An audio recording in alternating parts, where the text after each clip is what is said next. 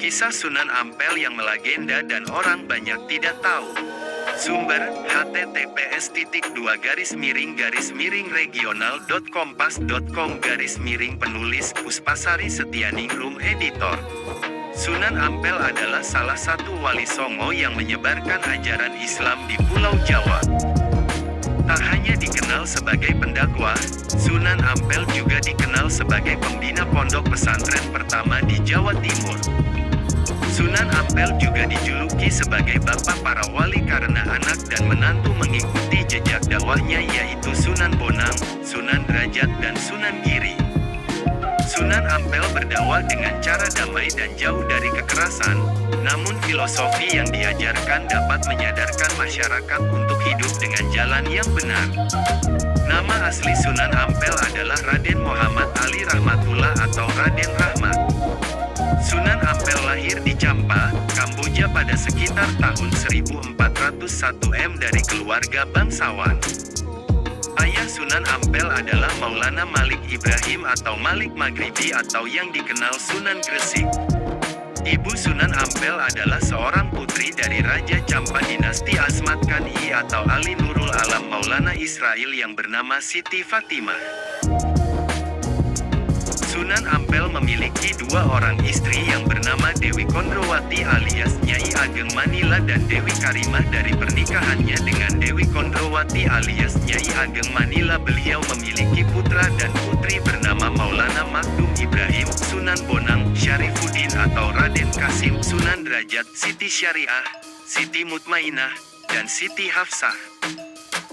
Sementara dari Dewi Karimah, beliau memiliki putra dan putri yang bernama Dewi Murtasiyah, istri Sunan Giri, Dewi Murtasimah, Raden Husamuddin, Raden Zainal Abidin, Pangeran Tumapel, dan Raden Fakih.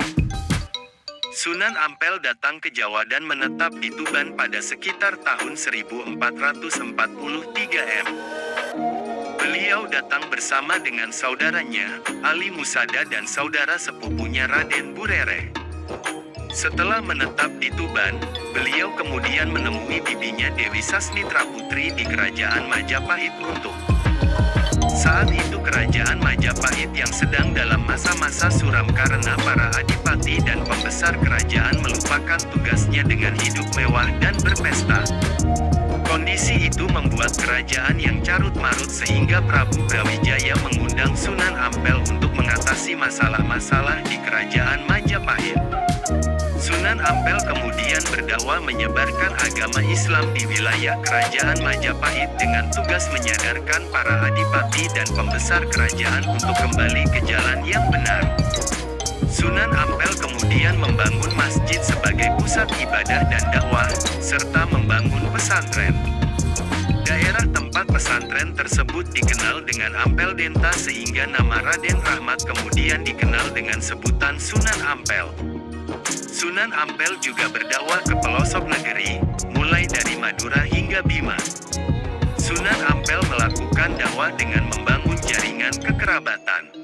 Beliau juga melakukan upaya akulturasi dan asimilasi dari aspek budaya pra-Islam dengan Islam agar lebih mudah diterima masyarakat.